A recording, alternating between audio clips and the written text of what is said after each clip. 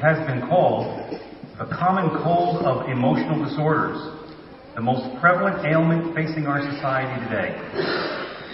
Just what is this disorder, this ailment plaguing the people of today? Well, it is depression, the sense of despair and discouragement that comes upon us when difficult events of life overwhelm us and seek to take us down. Do you ever suffer from such dark nights of the soul? Preacher Chuck Swindoll once said, "Surrendering to despair is man's favorite pastime. God offers a better way, but it takes effort to grab it and faith to hold it." Finding God's better way through the feelings of despair and depression that often seek to do us in. This is something of what I'd like to talk about this morning. Today, in our ongoing overview of the roots of our faith, we arrive at the person of Elijah. Over the last 2 weeks, we considered the story of King David, the second and arguably greatest of Israel's rulers. Well, upon David's death, his son Solomon takes over, and for a while things begin well. Israel reaching the height of its prosperity. Unfortunately, in his later years, Solomon turns away from pure faith in God, and as a result, God makes it clear that the kingdom will not remain united within his family. On Solomon's death, the people of Israel separate into two kingdoms, Israel in the north and Judah in the south, and the Bible then alternately follows the histories of each as they struggle internally and externally.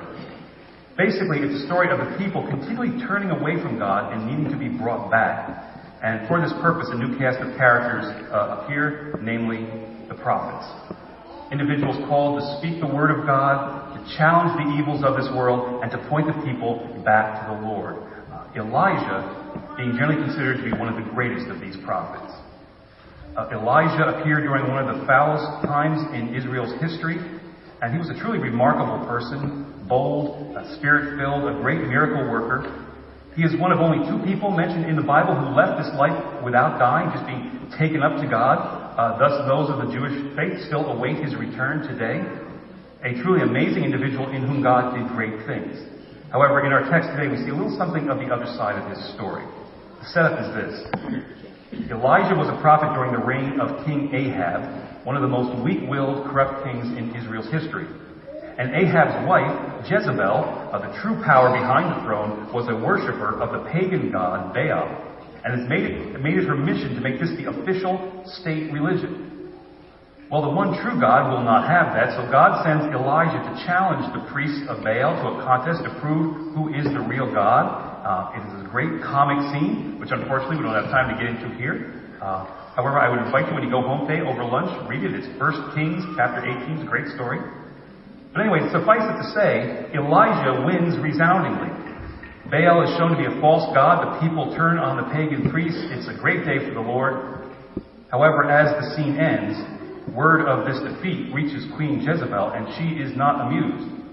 She puts a contract out on Elijah's life, and Elijah, in fear, makes a run for it. And this is where we pick things up today. As our text opens, Elijah is in a very bad way, deeply depressed, discouraged. It's kind of like, have you ever had one of those moments in your life when you've had an absolutely great day, everything working out perfectly, exactly the way you wanted, maybe even particularly something that you've been working on for a long time, coming out terrific. But before you can really take it all in and even enjoy it for a moment, something bad happens and it knocks the wind out of you, it drops you to your knees, and you end up brokenhearted. Well, this is Elijah. It's a very, very human moment, and I believe that is exactly the point. What this text seeks to show in the greatest of prophets is that all the prophets, while they did amazing things, were ultimately just very real human people. People given particular tasks in the work of God, but in the final analysis, just real people seeking to live out their faith as best they can in a broken world. In effect, that they are all of us, real people seeking to live out their faith as best they can in a broken world. And what this text shows us is just how easy it is to get discouraged and depressed by events in this life. But even more, as we see in the chapter that then opens up from our reading today, we see how God ministers to us in such times, tries to keep us going. It's a wonderful scene in which God tenderly cares for Elijah in his deepest time of despair and brings him back to active life.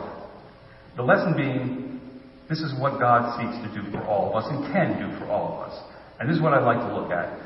From this whole chapter, what God wants us to know about how he seeks to minister to us in our times of despair, bringing us back into the joy of life. Four main thoughts this morning. First, God invites us to enter into the silences. Picking up on our reading today, the first thing that's interesting to note is simply God's gentleness, the tenderness of God's care. As mentioned, Elijah has sunk into deep depression. He has wandered off into the wilderness alone, saying that he wishes he were dead. He's suicidal. And in this, notice that the first thing God does is simply offer support. Elijah went a day's journey into the wilderness and came and sat down under a solitary broom tree. He asked that he might die. "It is enough now, O Lord, take away my life, for I am no better than my ancestors." And then he lay down under a broom tree and fell asleep. And suddenly an angel touched him and said to him, "Get up and eat." And he looked, and there at his head was a cake baked on hot stones and a jar of water. And he ate, and he drank, and he lay down again. God is attending to Elijah's needs. God sends angels with food. God doesn't speak. God doesn't offer answers. God doesn't reprimand Elijah. God does not say, "Elijah, you little whiner, get off your butt and get back to work, Quit complaining, be a man," right? No. God asks nothing of Elijah. God only gives quiet, gentle support, and the support having a purpose. The angel of the Lord came a second time, touched him, and said, "Get up and eat. Otherwise the journey will be too much for you." And he got up and ate and drank. Then he went in the strength of that food 40 days and 40 nights to Horeb, the Mount of God. God gives support to Elijah so that Elijah can have time. 40 days and 40 nights in the wilderness. Time to allow the feeling of depression to happen, to take hold of him. God doesn't rush Elijah through this. This is what so many fail to recognize. When we or someone else is depressed, we want it to be over quickly. And if it doesn't go away quickly, we think something is dreadfully or maybe hopelessly wrong. But the problem is, however, that if you try to push things along too fast, you can short-circuit the natural process and end up just making things worse. Some years ago, a friend of mine, his father passed away. And even though the two of them had never gotten along very well, still this death deeply saddened my friend.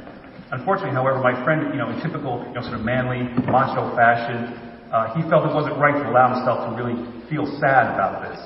And so he tried to push his emotions away. But such feelings are not easily dismissed. If you don't attend to them, they fester and they grow, and this is what happened to him. In his constant effort to escape and to avoid his feelings of grief, to maintain himself sort of above and beyond all this, gradually, day by day, he became more and more of a workaholic, constantly at the office. Then in his few spare evening hours, he took on leadership in a whole series of civic groups.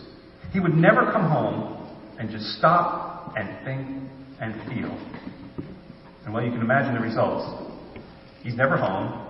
His wife and children feel shortchanged. He ended up with a divorce, and he wound up alone. All because he refused to give himself time to hurt. People need to go into their wilderness in order to be healed. One mustn't avoid it. As Jesus said, "Blessed are those who mourn, for they shall be comforted." Implying if you don't mourn, you don't get the comfort. In this story, God does not force Elijah to put on a happy face. God is simply a gentle caregiver, offering support where needed and allowing time for the emotions to run their necessary course. And from this, then, notice how God's gentle drawing out of Elijah into his problem continues in how God speaks to him. The text continues. He got up, ate and drank, and went in the strength of that 40 days and 40 nights to Horeb, the Mount of God. At that place he came to a cave, and he spent the night there. Then the word of the Lord came to him, saying, "What are you doing here, Elijah?" Once Elijah had traveled through the wilderness and arrived at Mount Horeb, God finally speaks to him. And yet, curiously, even here, God doesn't make any statements to Elijah, nor does he offer any answers to him. But instead, he just asks a question. "What are you doing here, Elijah?" That is, what is the problem? Notice that by posing this question, rather than making a statement, God demonstrates that Elijah's agenda is more important than his own. God doesn't say, with somebody doing a similar situation, "I know what you're going through," or "I've been through that same thing. Let me tell you what happened to me," right? Have you ever noticed that no matter what horrible thing happens to you, generally when you tell someone, they try to top you, right? You think you got problems. Wow. What's the old saying? Don't bother telling people your troubles, because half of them don't care and the other half figure you had it coming to you. Well, God doesn't do this. God asks Elijah, "Elijah, what are you going through?"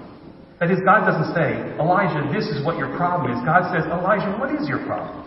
God asks a question that demonstrates a concern, that shows how much Elijah means to him, and it enables and encourages Elijah to express his emotion to get that poison out, which he does.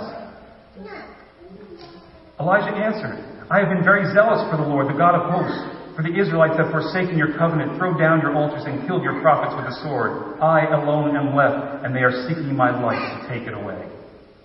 God is slowly, gently moving Elijah through his pain, getting him to vent it, which is what we all need to do in similar circumstances. This movement then leading God to physically demonstrate to Elijah the very nearness of his presence. But notice how this occurs. It's one of the most famous moments in the Old Testament. God said, go out and stand on the mountain before the Lord, for the Lord is about to pass by. Now there was a great wind, so strong that it was splitting mountains and breaking rocks in pieces before the Lord. But the Lord was not in the wind. And after the wind, an earthquake. But the Lord was not in the earthquake. And after the earthquake, a fire. But the Lord was not in the fire. And after the fire, a sound of sheer silence. When Elijah heard it, he wrapped his face in his mantle and went out and stood at the entrance of the cave. God passes before Elijah. But where is God found? In a strong wind? In an earthquake? In a fire? No. In the sound of sheer silence, it says. Older translations poetically describe this as a still, small voice. The image is one of sudden stillness and stark quiet. After all that noise, all that hubbub, a sudden silence. Silence is one of the greatest gifts we can ever offer to a person in pain. One of the most basic rules of counseling. Just shut up and be present with the person. You don't have to have the right words. They ultimately get in the way, you know. It's like the old saying that we should all always do well to remember that if your mind should happen to go blank, don't forget to turn off the sound. God comes to Elijah in sheer silence. And notice the ultimate point of this. God doesn't come to Elijah in any of the standard manifestations of divine presence and power, wind, earthquake, fire. In effect saying, I'm not here to use my mighty powers to just magically make everything right, to take away all your troubles and pain. I'm here to quietly be present with you in this difficulty, to journey with you through this. God first calls Elijah to enter into the silence of pain, where life doesn't go right, and God doesn't magically make everything okay. But where instead God says, let us explore this thing together. I am here with you. Let us find out what's here. Find out who you are within this, that you might emerge not just with a problem solved, but with yourself transformed, a stronger and better you. To fully enter the silence. Are we willing to do this? One preacher writes, recently in a study group at our church, I asked the question, what would you do if you suddenly received a gift of $1 million? I was amazed at the honesty of the group that they actually admitted the very earthly priorities they currently held. But we were all moved by the answer of one woman who said simply, I would give all of it to the Heart Fund. We all knew her story. Her 35-year-old dentist husband had been stricken with a heart attack. He barely survived. Suddenly their very well-planned world had been completely shattered. The security they thought they had was sand beneath their feet. His busy dental practice couldn't be sustained. Their entire life was thrown into upheaval. We learned in this, the woman said, that life has other priorities than what we had set. The catastrophe has completely reordered our lives. They had entered into the darkness of despair, but they had also moved on with the pain, in spite of the pain, thanks to the pain. Their struggle had changed them.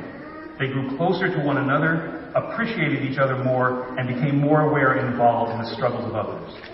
Not that they wouldn't gladly do away with the suffering, but only that they hadn't avoided it, and God had shown them a way through to something even better. In times of despair, God first invites us to enter the silences. Secondly, then, God calls us to see reality for what it really is. The scene continues. Then there came a voice to Elijah that said, what are you doing here, Elijah? And he answered, I have been very zealous for the Lord, the God of hosts, for the Israelites have forsaken your covenant, thrown down your altars, and killed your prophets with the sword. I alone am left, and they are seeking my life to take it away. Then the Lord said to him, go, return on your way to the wilderness of Damascus, and when you arrive, you shall anoint Hazael as king over Aram. Also you shall anoint Jehu, son of Nimshi, as king over Israel, and you shall anoint Elisha, son of Japhat, of Abel-Meholah, as prophet in your place. Whoever escapes from the sword of Hazael, Jehu shall kill, and whoever escapes from the sword of Jehu, Elisha shall kill. Yet I will leave 7,000 in Israel, all the knees that have not bowed to Baal, and every mouth that has not kissed it.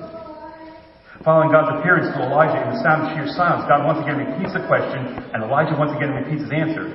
And this then leads into God making the only outright statement that he makes to the prophet, the only direct instruction God gives in this scene. Now, God begins by assigning a task to Elijah, and we'll return to that in just a moment. But before we do, I would just take note of the tagline that concludes God's statement here. God says to him, "Yet I will leave 7,000 in Israel, all the knees that have not bowed to Baal, and every mouth that has not kissed it." Notice this point. God is telling Elijah that there are 7,000 people in Israel who have remained faithful. 7,000 who have not given in to Queen Jezebel and worshiped Baal. In other words, there are a whole bunch of other people in God's and thus on Elijah's side. Now contrast this with what Elijah has been saying throughout. Every time God asks him what the problem is, Elijah essentially says, "I'm all alone. I'm the only faithful person left on the planet Earth, and I failed. It's all hopeless." Well, as we see, according to much more reliable sources, this is just plain untrue. God forces Elijah to take a reality check. And this is the second crucial step for us here. When we become depressed, what we need to recognize is that in such times, our sense of reality tends to become skewed, most often toward the negative. All we can see is what is wrong. Our problems are the worst in the world. No one has ever survived such difficulties. Our problems are beyond even the power of the Almighty. Nobody knows the trouble I've seen. Not even Jesus, right? Well, God is saying here, wrong. You need to get a reality check. You need to take a little wider perspective on life. Don't just look at what is wrong in your life. Look at how small that problem is in contrast to the grand problems of the world at large. Look at how others are overcoming this very problem in their own lives. And look at all the good you have going for you, that's pulling for you, whatever that may be. Friends, family, resources. Do a reality check, not just on your problems, but on your blessings. And if you can't seem to do this on your own, ask someone you trust to do it, to help you. And then believe the blessings that they see. Have you ever heard the story of the old story of the farmer who struggled for years to get his farm to work, but could never quite seem to succeed? Finally, one day, in total despair, he decided to sell his farm. He called up a realtor, and the agent came out and looked at the property and then put an ad in the local newspaper describing it. And the ad read, "For sale, beautiful 100-acre farm, fertile soil, stream running through center of property, large classic farmhouse, well-maintained barn and outbuildings, warm climate, scenic views set among gently rolling hills." The very next day, the realtor received a reply to the ad, and it was the farmer. He had read the ad, and it sounded exactly like the place he always wanted to own. He had lost sight of all that he had, and had taken the ad to point it out to him, and he decided not to sell. And he spent the rest of his life a very happy, hard-working farmer. In our sorrow, we so often lose sight of all we have. Just think right now in this room of all the people we have pulling for us. Anytime you have a problem, you got a whole room full of people praying for you, working for you, right? We lose sight of it. In times of despair, God secondly calls us to see the reality for what it is. And then third, God offers us a job to do. Returning, just as mentioned at the beginning of God's speech to Elijah, God gives this instruction. Then the Lord said to him, "Go, return on your way to the wilderness of Damascus. When you arrive, you shall anoint Hazael as king over Aram. Also you shall anoint Jehu, son of Nimshi, as king over Israel. And you shall anoint Elisha, son of Japhat, as prophet in your place." God is essentially instructing Elijah how to put into motion a political overthrow that will wipe out all the worshippers of Baal. Simply, God is giving Elijah a job. God is assigning him a task. And once again, this is so incredibly important. As is well documented, this depression tends to bring with it lethargy. When you're down, you don't want to do anything, so you just lie around listless. And like a vicious cycle, the more you lie around, the less you want to do. And the less you want to do, the more you lie around. And your despair deepens. Thus, it is so important for a person troubled by sadness to remain active, particularly to have very valuable things to do. Not just frantic busy work, but valuable things to do. As has been said, often what we mistake for depression is just the body saying it needs real work. Every study shows that those who have ongoing responsibility in their lives, care for others, a significant task to do, significant work, tend to rebound more quickly following, say, a loss or a tragedy than those who have nothing for which they're responsible.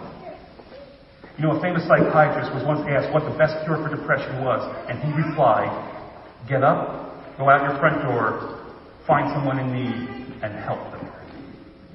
When you're down, ask, Lord, what do you have for me to do today? Where's somebody in need? How do you want me to reach out to them? And then set out as best you can to do what you feel God has placed in your heart. Get out beyond yourself into a wider field of endeavor. One author writes, many years ago, so the story is told, a very wise teacher had a young apprentice who had just experienced a great tragedy in his life. The young man was very sad, and the teacher wanted to help him and also teach him an important lesson about life. And so one morning, the teacher sent the apprentice to go and get some salt. When the young man returned, the master instructed the unhappy young man to put a handful of salt in a glass of water and then to drink it. How does it taste? The master asked. Bitter, spit the apprentice. The master chuckled and then asked the young man to take another handful of salt and to put it in the lake. The two walked in silence to a nearby lake, and once the apprentice had thrown his handful of salt out into the water, the old man said, "Now drink from the lake." And the man scooped up and took a drink. And as the water dripped down the young man's chin, the master asked, "How does it taste?" "Fine, fresh," remarked the apprentice. "Do you taste the salt?" asked the master. "No," said the young man. At this, the master sat beside his very serious young man, who so reminded him of himself, and he said, "The pain of life is pure salt, no more, no less. The amount of pain in life remains exactly the same. However, the amount of bitterness we taste depends upon the container we put it in. So when you are in pain, the only thing you can do is enlarge your sense of things. Get out beyond yourself to the world at large. Don't drink from the lake. Drink from the lake. Don't drink from a glass." In times of despair, God thoroughly offers us a job to do. Drink from the lake. And then finally, fourth, God reaches out to us with companions for the journey. In closing, returning one last time to God's instruction to Elijah, God concludes this comment. "You shall anoint Elisha, son of Japhat, of Abel-Meholah, as prophet in your place." In the end, God instructs Elijah to return, to go back and face his problem, and get back to work. But there's one extra wrinkle that God has added. God has decided to give Elijah an assistant, someone to help him in his ministry, a trainee, if you will. And I suppose this could be called the first recorded instance of profit sharing. Sorry. But anyway, Elijah's assistant, the next great prophet of Israel in Israel's history, whose story we'll look a little bit more at next week, is Elisha. To keep it clear, we've been talking about Elijah, E-L-I-J-A-H, and now it's Elisha, E-L-I-S-H-A. And as the chapter ends, we find these two meeting up for the very first time. So Elijah set out from there and found Elisha, son of Japhat, who was plowing. There were 12 yoke of oxen ahead of him, and he was with the 12. Elijah passed by him and threw his mantle over him. Elisha left the oxen and ran after Elijah and said, "Let me kiss my father and my mother, and then I will follow you."